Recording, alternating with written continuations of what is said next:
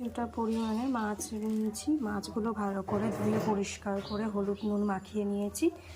কড়ার মধ্যে দিয়ে দেব তেল,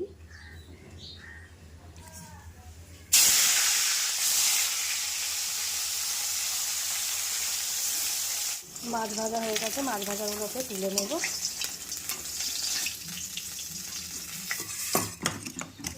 দিয়ে দিলাম কুচি কুচি করে রাখা পেঁয়াজ, দিয়ে রাখা কাঁচা লঙ্কা,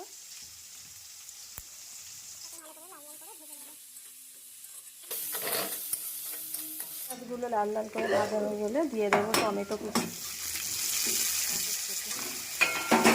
মটরশুঁটি টমেটো ভাজা ভাজা হয়ে গেছে। এবার দিয়ে দেবো রসুন পেস্ট, আদা 1 চামচ,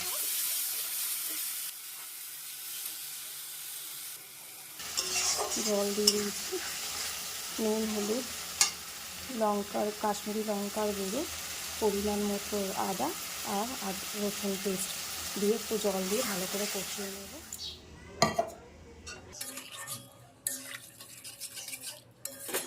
জলটা ভালো করে ফুটে উঠলে দিয়ে দেবো মাছ। টকবক করে ফুটে গেছে ঝোল, এবার দিয়ে দেবো মাছগুলো ভেজে রেখেছিলাম।